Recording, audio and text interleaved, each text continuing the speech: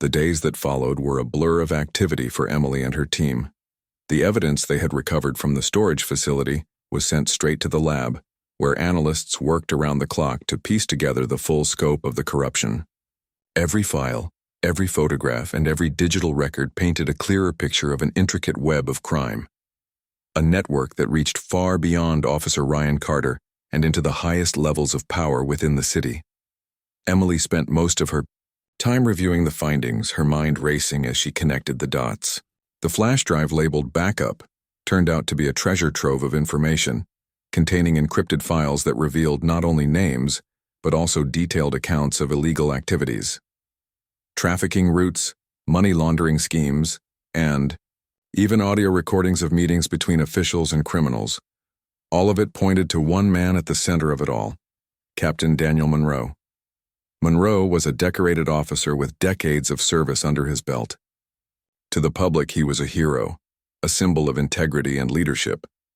But behind closed doors, he was something else entirely, a puppet master orchestrating a vast criminal enterprise. Emily felt a surge of anger every time she looked at his smug face in the photos. How many lives had he ruined? How many people had suffered because of his greed? Laura called a meeting to discuss their next steps. The team gathered in a small conference room at FBI headquarters, the walls lined with whiteboards covered in notes and diagrams. Emily sat at the table, her hands wrapped tightly around a cup of coffee as Laura addressed the group. "We've got enough to bring Monroe down," Laura said firmly, her voice cutting through the tension in the room. "But we need to be smart about this.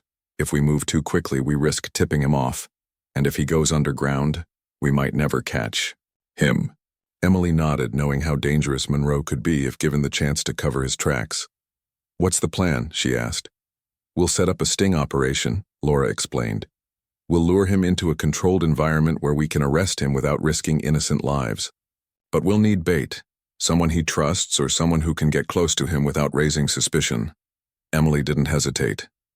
"I'll do it," she volunteered, her tone leaving no room for argument. "I've been undercover this whole time.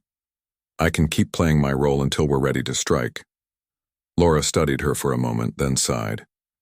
"It's risky," she admitted. "If Monroe finds out who you really are, it could end badly." "I know the risks," Emily replied calmly. "But I also know what's at stake. We can't let him slip away." After a brief pause, Laura nodded reluctantly.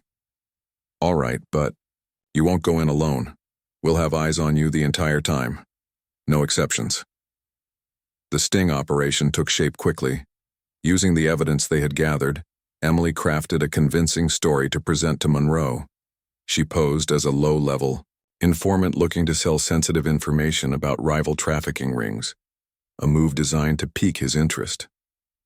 Her goal was to meet with him directly, under the guise of striking a deal, while her team monitored the situation from a safe distance. The meeting was set for an abandoned warehouse on the outskirts of the city. It was late at night when Emily arrived, the darkness broken only by the faint glow of streetlights and the hum of distant traffic. She parked her car a block away, ensuring it wouldn't draw attention, and walked the rest of the way on foot. Her heart pounded with each step, but she forced herself to stay focused. Inside the warehouse, Monroe waited, flanked by 2 armed guards. He was dressed casually, his demeanor calm but commanding. When Emily entered, he gave her a once-over, his expression unreadable. "You're late," he said coolly, his voice dripping with authority. "My apologies," Emily replied smoothly, keeping her tone respectful. "Traffic was worse than I expected." Monroe gestured for her to sit across from him at a makeshift table. "Let's get down to business," he said, leaning forward slightly. "What do you have for me?" Emily pulled out a folder filled with fake documents she had prepared earlier. "These are shipping routes used by a rival organization," she explained, sliding the papers toward him. "They've been cutting into profits, yours included. I thought you'd want to know." Monroe scanned the documents briefly, his lips curling into a faint smile. "Not bad," he admitted. "But why should I trust you?" "Because I'm offering you something valuable," Emily countered. "And because I know what happens to people who cross you. I'm not stupid." For a moment, Monroe seemed satisfied. He leaned back in his chair, studying her intently. Then, without warning, his phone buzzed loudly, breaking the silence. He glanced at the screen, his expression darkening instantly. "What is it?" He barked into the receiver. Emily couldn't hear the other side of the conversation, but whatever was said, it clearly wasn't good. Monroe ended the call abruptly and stood up, his movements sharp and agitated. "We're done here," he snapped, signaling to his guards. "Something's come up." Before Emily could react, the sound of sirens filled the air. Red and blue lights flashed outside the warehouse as multiple police cars surrounded the building. Laura's voice crackled through Emily's earpiece. "Move in now!" Chaos erupted as agents stormed the warehouse, shouting orders and securing the area. Monroe froze for a split second, his face contorted with rage before attempting to flee. But Emily was faster. In one swift motion, she tackled him to the ground, pinning him down until backup arrived. "It's over," she said firmly, pressing her knee into his back. "You're under arrest." In the weeks that followed, the fallout from the operation dominated headlines across the city. Captain Daniel Monroe, along with dozens of others implicated in the corruption scandal, was taken into custody. Evidence poured in from every corner, painting an undeniable picture of systemic abuse and greed. The public outcry was immediate, demanding accountability and reform. Emily testified before a congressional hearing, shedding light on the systemic issues plaguing law enforcement. Her bravery inspired countless others to speak up, leading to widespread reforms and increased accountability measures. Though the fight was far from over, Emily felt a renewed sense of purpose. Walking out of the courthouse on a crisp autumn morning, she glanced at the skyline of Chicago and smiled. For the first time in months, there was hope, not just for herself, but for all those who believed in fairness and integrity. And somewhere in the distance, Mr. Patel waved from his shop window, grateful for the woman who had changed everything. The sun hung low in the sky, casting long shadows across the quiet streets of Millbrook. It was a typical Tuesday afternoon, and most people were either at work or relaxing at home. The town had always been known for its peaceful atmosphere, where neighbors greeted each other warmly and life moved at a slow, predictable pace. But beneath this calm exterior, tensions simmered, tensions that would soon boil over into something no one could have anticipated. Lieutenant General Benjamin Hayes sat behind the wheel of his sleek black sedan, navigating the familiar roads as he made his way back to Fort Liberty. He had spent the morning attending a military conference in the city, listening to speeches and discussing strategies with fellow officers. Now, all he wanted was to return home, unwind, and spend some time with his family. Benjamin was a man who carried himself with dignity and purpose. His uniform may have been folded neatly in the trunk, but his presence alone commanded respect. A decorated soldier and a leader among men, he had worked hard to rise through the ranks, earning every stripe and medal along the way. As he approached an intersection near the edge of town, Benjamin noticed flashing blue lights in his rearview mirror. He slowed down and pulled over onto the shoulder, glancing at the speedometer to confirm he hadn't been speeding. Confused but compliant, he rolled down his window and waited patiently for the officer to approach. What happened next would leave him and eventually the entire nation shocked. Officer Kyle Dawson stepped out of his patrol car, his boots crunching against the gravel as he walked toward the sedan. From the moment he saw the expensive vehicle, his demeanor shifted. Dawson wasn't new to the force, but his reputation preceded him. Known for his short temper and abrasive attitude, he often let personal biases cloud his judgment. As he approached the driver's side window, his eyes narrowed suspiciously. Something about the polished car and its well-dressed occupant didn't sit right with him. "License and registration," Dawson barked, leaning down to peer inside. His tone was sharp, dismissive even before Benjamin had said a word. Benjamin reached calmly into his pocket and handed over his license. "Good afternoon, officer," he said politely. "Is there a problem?" Dawson ignored the question, flipping open the license and studying it closely. When he saw the name and photo, his expression hardened further. "This your car?" he demanded, pointing at the sedan. "Yes, it is," Benjamin replied evenly. I purchased it last year. Dawson snorted, shaking his head. People like, you don't drive cars like this. Where'd you get the money for something this fancy? You steal it? Benjamin blinked, taken aback by the accusation. Excuse me? He asked, his voice steady despite the insult. I assure you, I earned this car honestly. If you'd like, I can show you proof of purchase. But Dawson wasn't listening. His gaze flicked to the passenger seat, where Benjamin's army cap rested beside a stack of papers from the conference. For a brief second, recognition flashed in his eyes, but instead of softening, his stance grew more hostile. Oh, so you're in the military, huh? He sneered. Big shot walking around in your fancy uniform thinking you're better than everyone else.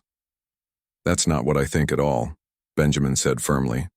I'm proud to serve my country, and I follow the law just like anyone else. May I ask why I was pulled over? Dawson leaned closer, his face inches from Benjamin's. You were swerving, he lied, jabbing a finger toward the road. Driving recklessly. Probably thought you could do whatever you wanted because of that uniform. Benjamin frowned, confused. He knew he hadn't swerved. He'd been driving carefully since leaving the highway. Still, he kept his composure. If I was swerving, I apologize. It wasn't intentional. Perhaps we can resolve this quickly. I have responsibilities waiting for me. But Dawson wasn't interested in resolving anything. Instead, his hand drifted to the holster on his hip.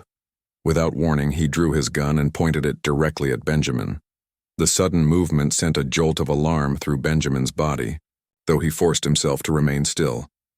Get out of the car, Dawson shouted, his voice trembling with anger. Hands where I can see them. Benjamin raised his hands slowly, his heart pounding. Officer, please, he said, trying to keep his tone measured. There's no need for this. I'm cooperating fully. Shut up, Dawson snapped, stepping back slightly to widen the gap between them. Don't give me any of your smart talk. You think you're untouchable? Well, you're not. Not here. Unbeknownst to either man, their exchange was being watched. Across the street, Clara Bennett stood on the sidewalk, scrolling through her phone as she waited for a friend. When she heard the raised voices, she looked up and saw the scene unfolding. At first, she thought it might be routine, a traffic stop gone slightly awry. But when she noticed the gun in Dawson's hand and the unmistakable tension in the air, her instincts kicked in. Quietly, she pulled out her phone and began recording. Through the lens of her camera, Clara captured every detail. Dawson's aggressive posture, the fear etched onto Benjamin's face, and the harsh words exchanged between them. She zoomed in as Dawson hurled racial slurs, his voice dripping with venom. You people never learn, do you? He spat. Always trying to act like you belong somewhere you don't. Benjamin clenched his jaw, refusing to respond to the insults. He had faced prejudice before, both in civilian life and within the military, but this felt different. This wasn't just ignorance. It was hatred, plain and simple. And yet, he reminded himself to stay calm. Losing control wouldn't help the situation. Clara continued filming, her hands shaking slightly as she realized the gravity of what she was witnessing. She had heard rumors about Dawson's behavior in the past, but seeing it firsthand was chilling. When the confrontation finally ended, with Dawson issuing a baseless ticket and storming back to his patrol car, Clara lowered her phone and exhaled deeply. Her mind raced with questions. Should she report this? Would anyone believe her? Or would Dawson's badge protect him once again? Later that evening, Clara uploaded the video to social media, adding a caption that read, "This needs to be seen." Within minutes, the clip went viral. People across the country watched in horror as the footage revealed Dawson's blatant racism and abuse of power. Comments flooded in, condemning his actions and calling for justice. Hashtags like Quanch, Justice for Hayes, and police accountability began trending, sparking conversations about systemic issues within law enforcement. By midnight, news outlets had picked up the story, labeling it a national disgrace. Protesters gathered outside the Millbrook Police Department, holding signs and chanting slogans. Reporters camped out on the steps, demanding answers from Chief Laura Monroe, who found herself thrust into the spotlight.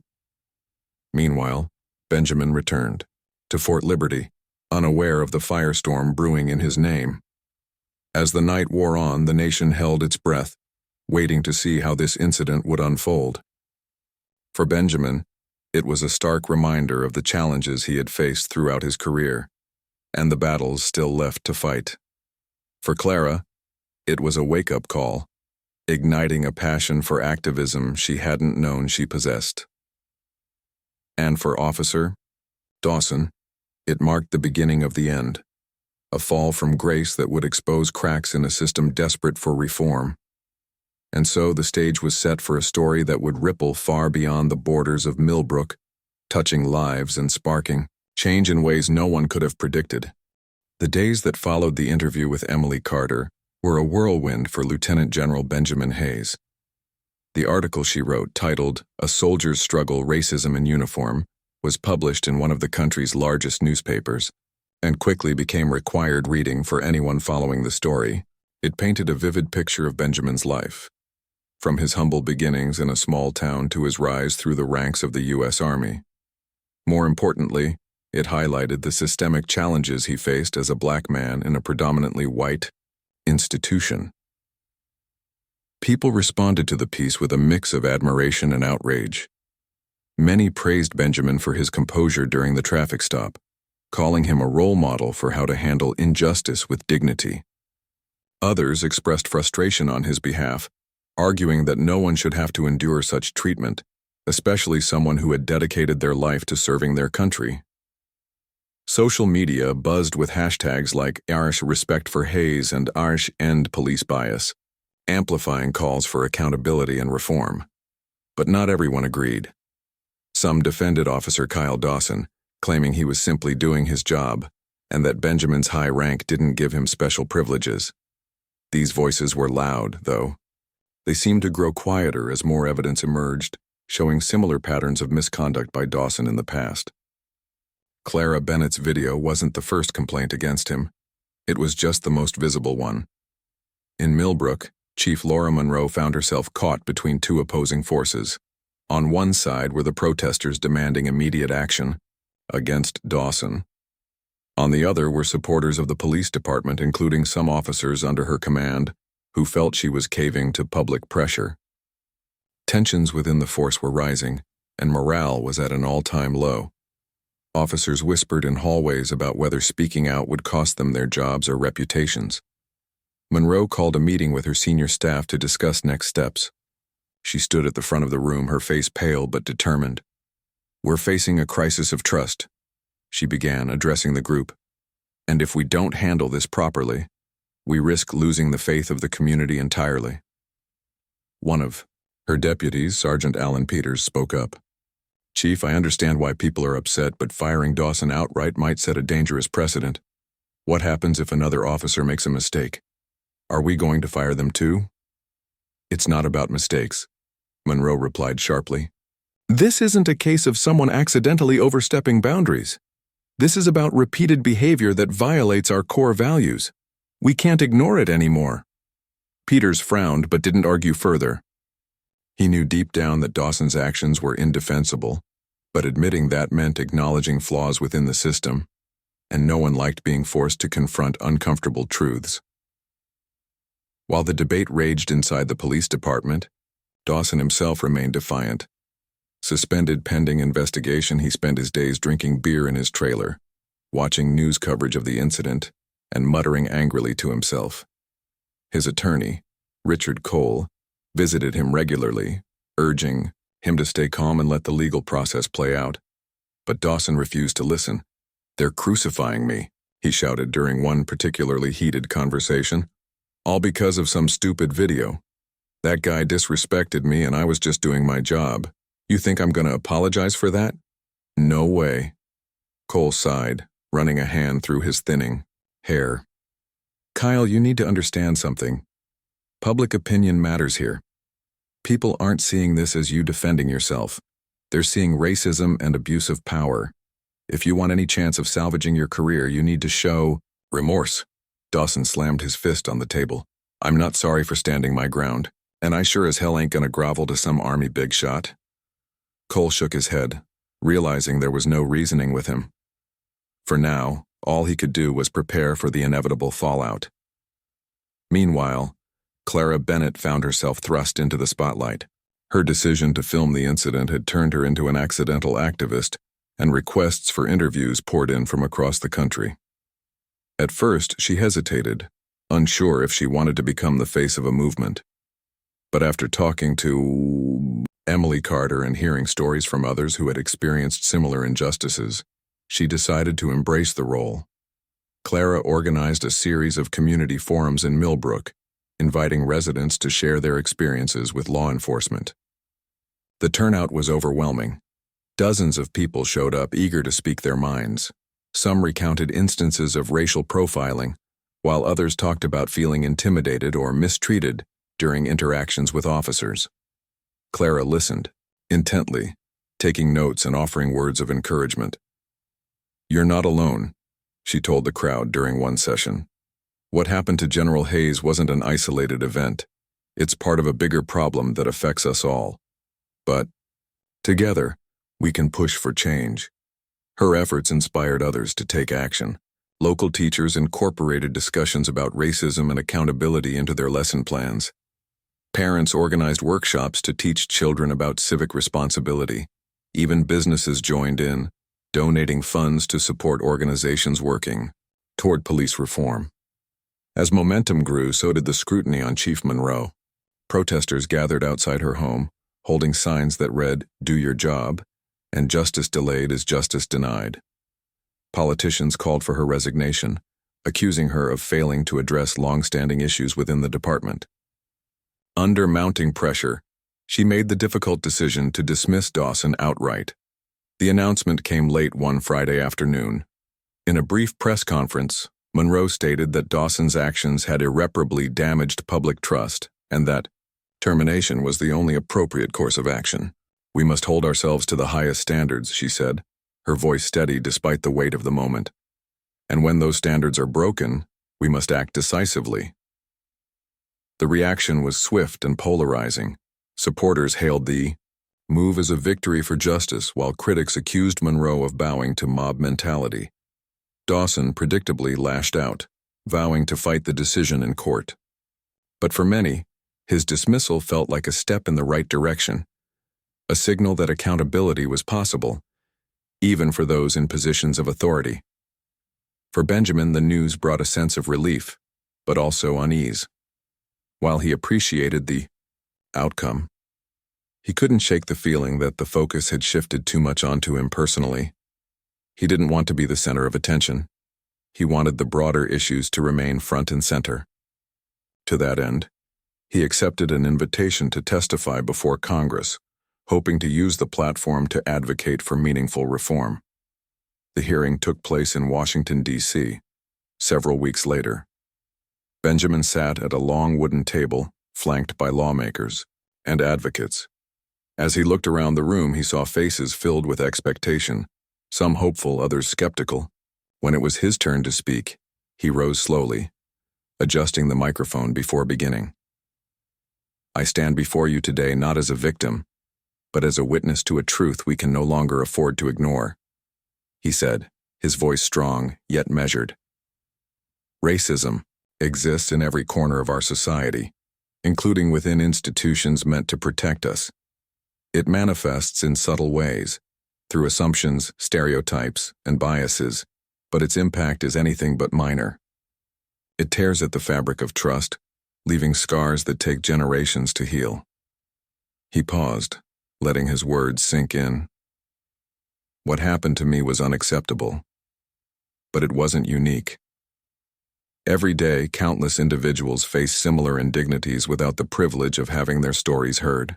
If we truly wish to create a fairer, safer world, we must start by acknowledging these realities, and then committing ourselves to dismantling the systems that perpetuate them."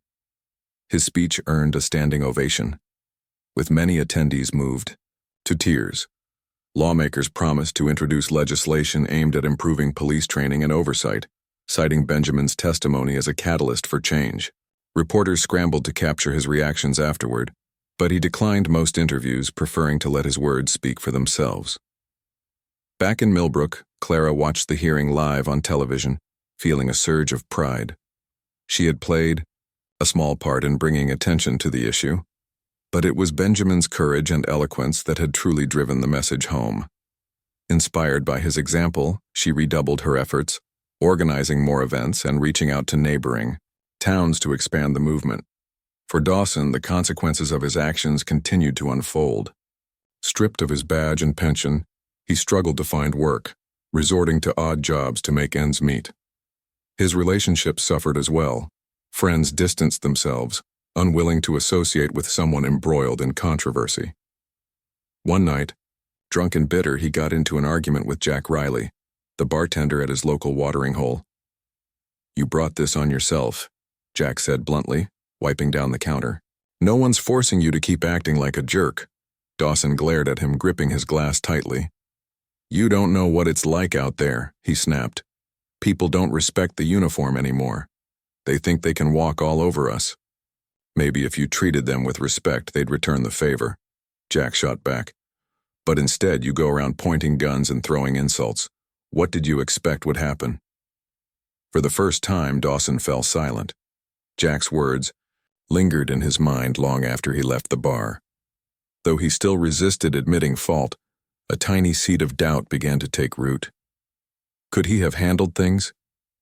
Months had passed since the incident involving Lieutenant General Benjamin Hayes and Officer Kyle Dawson, but its impact continued to ripple through Millbrook and beyond.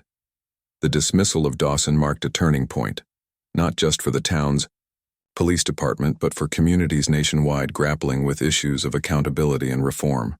While some hailed it as a victory, others viewed it as merely scratching the surface of deeper systemic problems. For everyone involved, life moved forward in unexpected ways. Benjamin Hayes returned to his duties at Fort Liberty, though he found himself changed by the experience. The weight of public attention lingered even as media coverage began to fade. Strangers approached him on base or during community events, thanking him for speaking out and sharing their own stories of discrimination. At first, Benjamin felt uneasy accepting praise. He didn't see himself as a hero, but over time he realized that listening to these voices was part of the healing process. Each story reminded him why staying silent wasn't an option. One afternoon, while walking through the base's recreation area, Benjamin bumped into Colonel Matthew Grayson. They exchanged pleasantries before Grayson brought up the upcoming Senate hearing where Benjamin would testify about military-civilian relations. "You've handled all this remarkably well," Grayson said, clapping him lightly on the shoulder. "But I know it hasn't been easy." "It hasn't," Benjamin admitted. "Some days I feel like I'm carrying more than I should, but if my voice can help create change, then maybe it's worth it." Grayson nodded thoughtfully. "Just remember, you don't have to carry everything alone. We're here to support you." Benjamin appreciated the sentiment, though he knew the road ahead wouldn't be smooth. Testifying before Congress meant revisiting painful memories and confronting uncomfortable truths, not only about law enforcement, but also about the biases embedded within institutions like the military. Still, he resolved to face it head-on, believing that progress required honesty no matter how difficult. In Millbrook, Clara Bennett poured her energy into expanding her nonprofit organization, which she named Voices for Justice. What started as a small effort to organize community forums had grown into a regional movement advocating for police reform and racial equity. Clara traveled to nearby towns, hosting workshops and collaborating with local leaders to address systemic inequalities. Her work earned her recognition from national organizations, including invitations to speak at conferences and panel discussions. Despite the accolades, Clara remained grounded, focusing on the people she aimed to help. She often thought back to the day she filmed the video, remembering how scared she'd been, but also how certain she'd felt that documenting the truth mattered. Now, seeing the tangible results of her actions, laws being proposed, policies being rewritten, filled her with a sense of purpose she hadn't known before. Clara's efforts weren't without challenges. Some critics accused her of grandstanding or exploiting Benjamin's situation for personal gain. Others dismissed her as naive, claiming real change couldn't come from grassroots movements. But Clara refused to let negativity deter her. Instead, she leaned on her growing network of supporters, drawing strength from their shared determination to make a difference. Meanwhile, Kyle Dawson's life spiraled further downward. Without a job or pension, he struggled to pay bills and keep his trailer livable. Friends stopped calling, and family members distanced themselves, embarrassed by his behavior. Drinking became his primary escape, numbing the shame and anger that consumed him daily. Yet even in his darkest moments, fragments of self-awareness crept in. One evening, after another heated argument with Jack Riley, the bartender who had challenged him weeks earlier, Dawson sat alone in his trailer, staring at old photographs. There were pictures of him graduating from the police academy, standing proudly in uniform beside his parents. In those days, he had believed in the ideals of service and protection. Somewhere along the way, he had lost sight of them, or perhaps never truly understood what they meant. Dawson picked up a framed photo of himself shaking hands with Chief Laura Monroe during a commendation ceremony. He remembered how proud he'd felt that day, convinced he was making a difference. But now, looking at his reflection in the glass, he saw only bitterness and failure. For the first time, he allowed himself to wonder, had he become someone unrecognizable? Someone he wouldn't have respected? The question haunted him, gnawing at the edges of his consciousness. Though he resisted fully acknowledging his mistakes, a flicker of regret began to take hold. Maybe Jack was right. Maybe he had brought this on himself. If so, could he find a way to make amends? Chief Maria Alvarez took charge of the Millbrook Police Department with a clear mission: rebuilding trust. A career officer with a reputation for fairness, Alvarez wasted no time implementing changes. She introduced mandatory training sessions on implicit bias and de-escalation techniques, ensuring every officer understood the importance of treating citizens with dignity. Body cameras became standard equipment, and independent oversight boards reviewed complaints transparently. Alvarez also prioritized community engagement, hosting monthly meetings where residents could voice concerns directly to department leaders. These gatherings weren't always comfortable. Emotions ran high and tensions occasionally flared. But Alvarez welcomed the dialogue, knowing it was essential for healing fractured relationships. Her efforts paid off gradually. Crime rates dropped, and public confidence in the department began to rise. Officers reported feeling more supported in their roles, empowered to act with integrity rather than fear. While Alvarez acknowledged there was still much work to do, she took pride in the progress made under her leadership. Senator Gregory Miller emerged as a vocal advocate for reform, using the incident in Millbrook as a cornerstone of his legislative agenda. He introduced a bill aimed at creating national standards for policing, including stricter guidelines on use of force and increased accountability measures. Public support for the bill surged, fueled by ongoing protests and advocacy campaigns, led by groups like Clara's nonprofit. During a press conference announcing the legislation, Miller emphasized the need for unity. "This isn't about pointing fingers or assigning blame," he said. "It's about recognizing our shared responsibility to build a safer, fairer society. Change won't happen overnight, but together, we can lay the foundation for lasting progress." His words resonated deeply, inspiring lawmakers and citizens alike to push for meaningful action. As debates unfolded in state houses and city councils across the country, momentum grew for sweeping reforms. For many, the incident in Millbrook symbolized both the flaws in the system and the potential for transformation. Back in Fort Liberty, Benjamin prepared for his testimony before Congress. He spent hours drafting his remarks, carefully choosing each word to convey both urgency and hope. When the day arrived, he dressed in his full uniform, a reminder of the values he stood for. Walking into the hearing room, he felt a mix of nerves and resolve. This wasn't just about him. It was about everyone counting on leaders to drive change. As Benjamin took his seat, he glanced around the chamber, noting the diversity of faces watching intently. Lawmakers leaned forward, pens poised to jot down notes. Reporters snapped photos, capturing the gravity of the moment. Taking a deep breath, Benjamin began to speak. "I stand here today not as a victim, but as a witness to a truth we must confront," he said, his voice steady despite the weight of emotion behind it. "Racism exists in every corner of our society, including within institutions meant to protect us. It manifests in subtle ways, through assumptions, stereotypes, and biases, but its impact is anything but minor. It tears at the fabric of trust, leaving scars that take generations to heal." He paused, letting his words settle. "What happened to me was unacceptable, but it wasn't unique. Every day, countless individuals face similar indignities without the privilege of having their stories heard. If we truly wish to create a fairer, safer world, we must start by acknowledging these realities, and then committing ourselves to dismantling the systems that perpetuate them." Applause erupted throughout the room, followed by questions from lawmakers eager to learn more. Benjamin answered candidly, sharing insights from his experiences and offering practical suggestions for reform. By the end of the session, his testimony had galvanized support for Senator Miller's bill, bringing renewed focus to the issue of police accountability. That evening, as Benjamin drove home, he reflected on the day's events. While testifying had been emotionally draining, it also reinforced his belief in the power of collective action. Real change required courage, from individuals willing to speak up and from institutions ready to listen. And though the journey ahead promised challenges, Benjamin felt hopeful.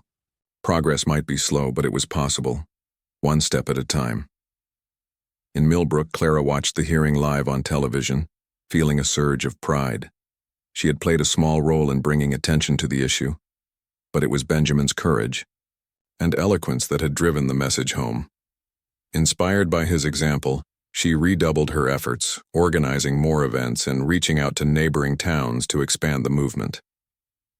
As the months passed, the ripple effects of the incident in Millbrook continued to shape lives and spark change. The story had grown far beyond a single traffic stop. It had become a symbol of resilience, accountability, and the ongoing fight for justice. For Lieutenant General Benjamin Hayes, Clara Bennett, Kyle Dawson, and others touched by the events, life moved forward in ways both expected and surprising. Benjamin returned to his routine at Fort Liberty, but he couldn't shake the feeling that his role in the national conversation wasn't over. Testifying before Congress had been a powerful experience, but it also left him with a sense of responsibility. He realized that words alone weren't enough.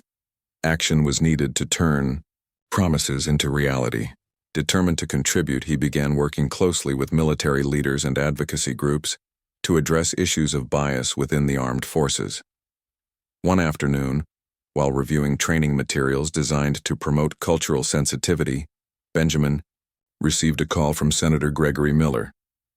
"General Hayes," the senator said warmly, "I wanted to personally thank you again for your testimony. Your words made a real impact, and I think we're finally seeing some momentum." "I'm glad to hear it, Senator," Benjamin replied. "But let's not forget, momentum is only the beginning. We need sustained effort if we want lasting change." Miller agreed wholeheartedly.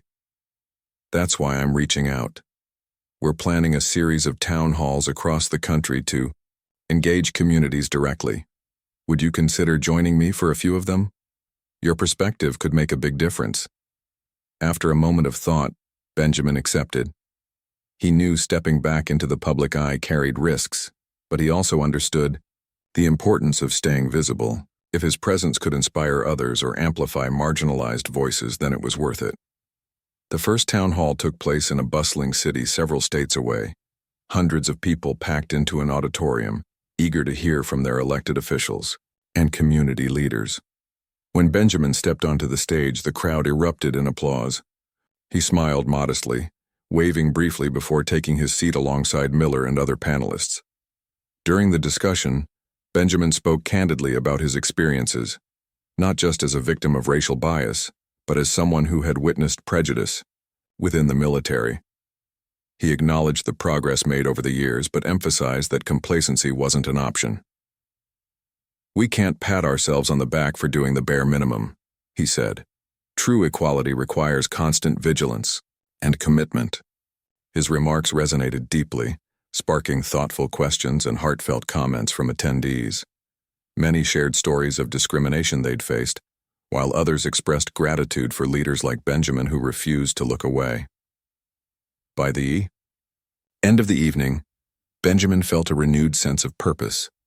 The challenges ahead were daunting, but so was the potential for growth. Meanwhile, Clara Bennett's nonprofit organization, Voices for Justice, gained even more traction. Her efforts to educate communities about systemic racism and police reform attracted attention from foundations and philanthropists eager to support her cause.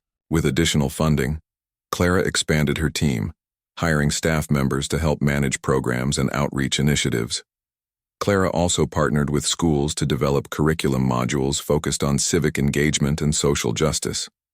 She believed that teaching young people about these issues early would empower them to become active participants in creating change. Teachers praised her approach, noting how students responded enthusiastically to lessons that encouraged critical thinking and empathy. Despite her success, Clara faced moments of doubt. Some critics accused her of profiting off tragedy, while others dismissed her work as ineffective. But she reminded herself why she started this journey: to honor the courage of those willing to speak up and to ensure no one felt powerless in the face of injustice. Every time she saw a child raise their hand during a workshop or heard a teenager express excitement about making a difference, she knew she was on the right path. For Kyle Dawson, redemption seemed impossibly out of reach. Stripped of his badge, pension, and reputation, he drifted through life aimlessly. Drinking became his primary coping mechanism, dulling the pain of isolation and regret. Yet even in his darkest moments, fragments of self-awareness surfaced, forcing him to confront uncomfortable truths. One cold winter evening, after another argument with Jack Riley at the bar, Dawson found himself walking home in the snow. His breath came in ragged gasps, anger still simmering beneath the surface. As he passed a shelter for homeless veterans, something caught his eye: a poster taped to the window inviting volunteers to help serve meals. Curiosity got the better of him and he stepped inside. The warmth of the building enveloped him immediately, along with the smell of soup cooking in the kitchen. A woman named Evelyn greeted him with a smile. "Can I help you?" she asked kindly. Dawson hesitated, unsure of what to say. I saw the sign outside, thought maybe I could lend a hand." Evelyn nodded, handing him an apron. "We always need extra help. Come on back." Over the next few hours, Dawson worked alongside other volunteers, serving food and chatting with residents. For the first time in months, he felt useful. The gratitude in people's eyes reminded him of simpler days when he genuinely cared about helping others. Though he didn't admit it aloud, volunteering gave him a glimmer of hope, a reminder that even broken people could find purpose. As weeks turned into months, Dawson became a regular fixture at the shelter. He kept his involvement quiet, avoiding attention and focusing on the task at hand. Slowly, he began to rebuild relationships, reconnecting with old friends who noticed subtle changes in his demeanor.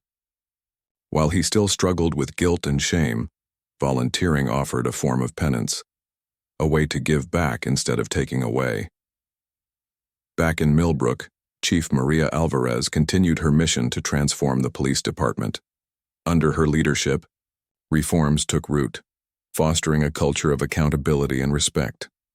Officers participated in monthly training sessions on implicit bias and de-escalation techniques, learning to approach situations with empathy rather than aggression. Community meetings remained a cornerstone of her strategy, providing a platform for open dialogue between law enforcement and citizens. Alvarez also introduced new policies aimed at increasing transparency. Officers wore body cameras at all times, and footage was reviewed regularly by independent oversight boards. Complaints against officers were investigated thoroughly, with consequences for misconduct clearly outlined. These measures earned the department praise from advocacy groups and restored much of the public's trust. One evening, as Alvarez sat in her office reviewing reports, she reflected on the progress made. It hadn't been easy. Resistance from within the force and skepticism from the community tested her resolve. But seeing tangible results made the effort worthwhile. Still, she knew the work wasn't finished. Systemic change required ongoing commitment, and there would always be room for improvement. In Washington, D.C., Senator Gregory Miller's bill gained bipartisan support, signaling a rare moment of unity in a divided political landscape. Public pressure played a significant role, with activists and organizations rallying behind the legislation. Protests and petitions demonstrated widespread demand for reform, leaving lawmakers little choice but to act. When the bill passed, celebrations erupted nationwide. Communities hailed it as a victory for justice, though many acknowledged it was only the first step toward addressing deeper systemic issues. For Miller, the achievement reinforced his belief in the power of collective action. "This isn't the end of our work," he said during a press conference. "It's the beginning of a new chapter, one where fairness and accountability guide us forward." As news of the bill spread, Benjamin watched coverage unfold on television, feeling a mix of pride and cautious optimism. He knew laws alone wouldn't erase centuries of inequality, but they represented a foundation upon which to build. Turning off the TV, he picked up a book on leadership, reminding himself that true change started with individuals willing to lead by example. Clara celebrated the bill's passage by organizing a community event in Millbrook. Hundreds gathered in the park, sharing food, music, and stories of perseverance. As fireworks lit up the night sky, Clara stood at the edge of the crowd, watching with tears in her eyes. What had begun as a single act of bravery, filming that video, had grown into something far greater than she ever imagined. For Kyle Dawson, the evening brought quiet reflection. Sitting alone in his trailer, he scrolled through articles about the bill, marveling at how far things had come since that fateful day. Though he doubted forgiveness would ever come easily, he resolved to keep moving forward, one small step at a time. And so the story of Millbrook reached another milestone, its characters forever changed by the choices they made and the lessons they learned. The road ahead promised challenges, but also opportunities for healing, growth, and transformation. In a world often divided, their journeys served as reminders that courage and compassion could bridge even the widest gaps. A year had passed since the incident in Millbrook, and life for everyone involved had changed in ways both profound and unexpected. The town itself seemed different, less tense, more hopeful, as though the events of the past year had cleared away some of the old bitterness and mistrust. People walked down the streets with a renewed sense of purpose, speaking openly about the challenges they still faced, but also celebrating the progress they'd made together. Lieutenant General Benjamin Hayes stood on a stage in Washington, D.C., accepting an award for his contributions to civil rights advocacy. Hundreds of people filled the elegant banquet hall, their applause echoing off the high ceilings as he stepped up to receive the honor. Benjamin looked out at the crowd, his expression calm but deeply thoughtful. He knew this moment wasn't just about him.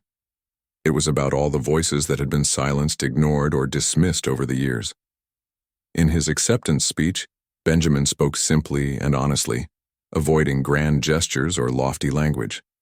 "I didn't ask for any of this," he began, holding the trophy lightly in his hands. "I didn't want to be the face of something bigger than myself. But sometimes, life pushes us into roles we never expected to play. And when it does, we have two choices. We can turn away or we can step forward."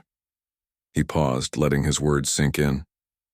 For me, stepping forward meant speaking the truth, not just about what happened to me, but about the systems that allowed it to happen. It meant acknowledging my own struggles while lifting up the stories of others who haven't had a platform. Because change doesn't start with one person, it starts with all of us working together. The audience erupted into applause again, many attendees nodding in agreement. Benjamin smiled faintly before continuing. "We've come a long way in the past year, but let's not fool ourselves into thinking the work is done. Racism isn't something you fix overnight. It's like a weed. You pull it up and it tries to grow back. So we need to stay vigilant, We need to keep planting seeds of fairness, respect, and understanding, even when it feels hard. When he finished speaking, the room buzzed with energy. Dozens of people approached Benjamin afterward, thanking him for his courage and sharing their own experiences. Some were activists eager to collaborate. Others were ordinary citizens inspired by his example. Benjamin listened patiently, offering words of encouragement whenever he could. Though the attention was overwhelming at times, he reminded himself why it mattered. Every connection strengthened the movement. Meanwhile, Clara Bennett's nonprofit organization had grown beyond anything she'd imagined. What started as a small community effort now spanned multiple states, partnering with schools, businesses, and government agencies to promote racial equity and police reform. Clara traveled constantly, giving speeches, hosting workshops, and meeting with leaders who wanted to support her mission.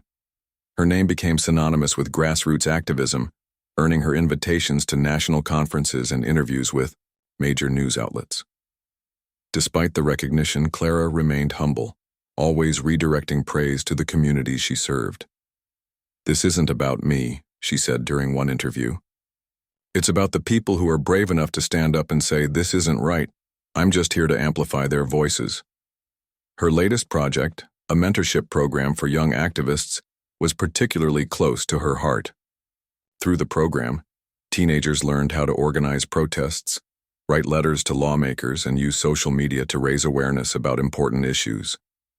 Many of them credited Clara with helping them find their voice, including a shy 15-year-old named Marcus, who had once been too afraid to speak up in class. After attending one of Clara's workshops, Marcus led a successful campaign to rename his school after a local civil rights hero. "I used to think I couldn't make a difference," Marcus told Clara during a visit to her office. "But you showed me that even kids like me can change things if we try." Clara grinned, patting him on the shoulder. "That's exactly what I want to hear. You're proving every day that age doesn't matter when it comes to fighting for justice." Back in Millbrook, Kyle Dawson's transformation continued quietly. Volunteering at the shelter had given him a new sense of purpose, though he rarely spoke about it. Word eventually spread among former colleagues and neighbors that Dawson was trying to turn his life around, though opinions varied. Some dismissed his efforts as too little, too late, while others cautiously acknowledged that everyone deserved a second chance. One evening, Dawson attended a community meeting hosted by Chief Maria Alvarez. The topic was rebuilding trust between law enforcement and residents, and dozens of people gathered in the library to share their thoughts. Dawson hesitated before entering, unsure if he belonged there. But Evelyn, the woman who ran the shelter, encouraged him to go. "You've got a story worth telling," she said gently. "Maybe hearing it will help someone else." Dawson sat near the back of the room, listening as speakers shared their frustrations and hopes. When Alvarez opened the floor for comments, Dawson raised his hand hesitantly. For a moment, the room went silent, eyes turning toward him with curiosity and perhaps suspicion. I don't know where to start," Dawson admitted, his voice trembling slightly. "I guess I'll just say this. I messed up. Big time. I let my anger and ignorance hurt people, and I can't take that back. But I'm trying to do better now. I'm volunteering at the shelter, and it's teaching me things I should have learned a long time ago." His confession hung in the air, met with a mix of reactions. Some nodded approvingly, while others exchanged skeptical glances. A young woman sitting nearby stood up and addressed him directly. "It takes guts to admit you were wrong," she said evenly. "But actions matter more than words. Keep showing us you mean it." Dawson nodded solemnly. "I will," he promised. "Every day." Though the road ahead would be long, Dawson felt a flicker of hope. For the first time in years, he believed he might actually deserve redemption, if he worked hard enough for it. Chief Maria Alvarez watched the exchange with pride. Under her leadership, the Millbrook Police Department had become a model for reform, drawing visitors from other cities eager to learn about its policies. Transparency, accountability, and community engagement were no longer buzzwords. They were principles woven into the fabric of the department. Crime rates continued to drop, and public confidence soared. At a ceremony marking the one-year anniversary of her appointment, Alvarez reflected on the journey. "Change doesn't happen because of one person," she told the crowd. "It happens because a group of people decide they're tired of waiting for someone else to fix things.